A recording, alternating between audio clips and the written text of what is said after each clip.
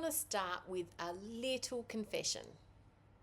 If you're tuning in when this goes live, then today is my 49th birthday. It also happens to be our wedding anniversary. Scott and I got married on my 30th birthday, which means every year, without fail, I get to mark two things at once. How far we've come together and how far I've come in myself. And this year, standing on the edge of 49, something feels different. Not harder, clearer. So today, I want to share what this year has actually taught me about leadership, about success, about the kind of woman I'm becoming, and the kind of life that I'm choosing from here. If any part of you has wondered whether your best chapter is already behind you, stay with me, because I think you're going to feel very differently at the end of this conversation. I'm Emily Rogers. I'm a leadership and business coach, and I'm based in Bangkok.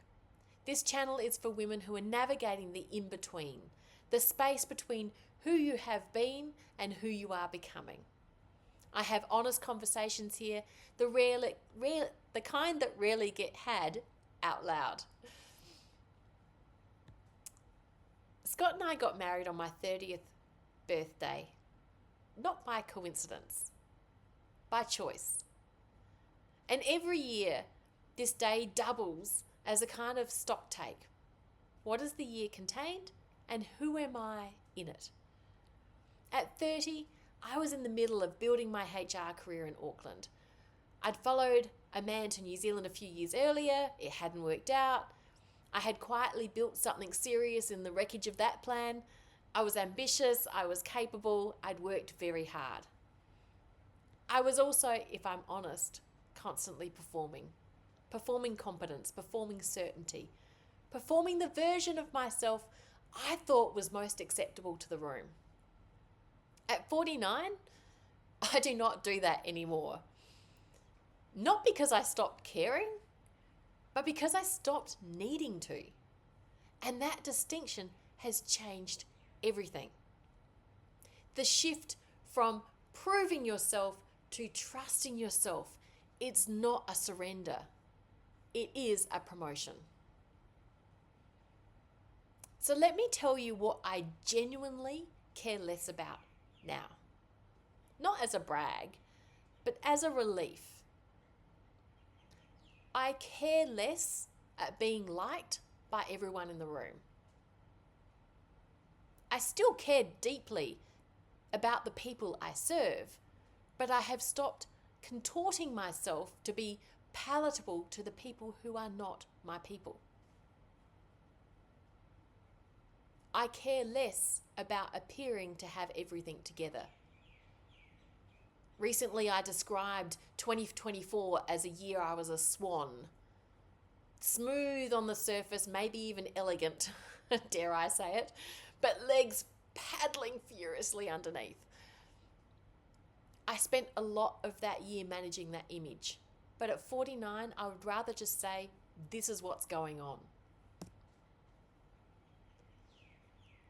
I care less about whether my path looks logical to someone else. I've lived in 7 different countries. I've been a HR director, a relocation consultant with a newborn in Mumbai, a walking group organizer in Chongqing, a coaching award winner in Delhi on a volunteer basis. None of it looks linear. It is all connected. And at 49, I can see that thread. I care less about the timeline.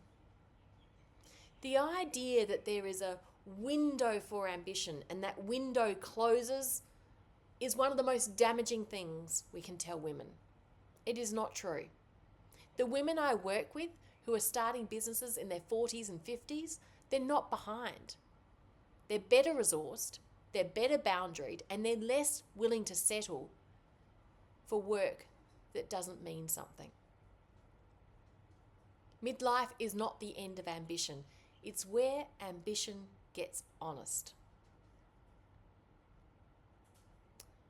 I want to tell you about a conversation I come back to more than any other.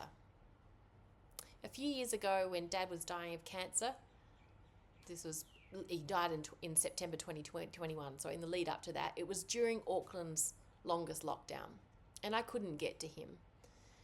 I was in New Zealand, he was in Australia. We had had a trans-Tasman bubble, but the borders were now closed. But before he died, we did have one last really good conversation. And in that conversation, he told me something that has been the backbone of everything I've built since. He told me that I could do more. Not that I was falling short, but that there was more in me than what I was using.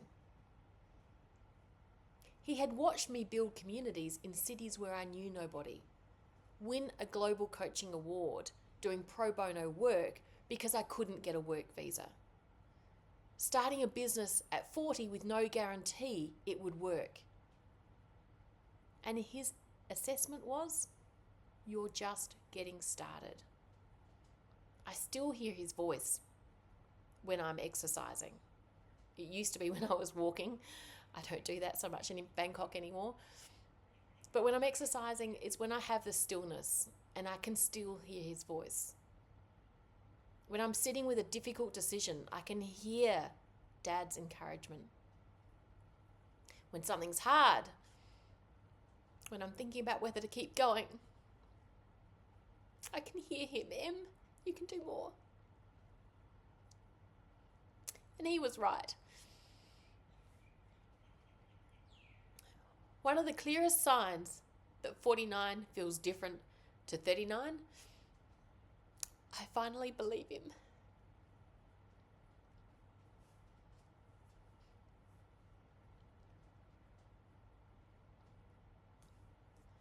The woman who told me I was past my prime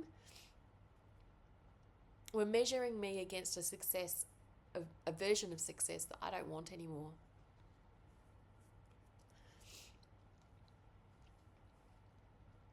So I want to talk about ambition because I think we have a language problem around it.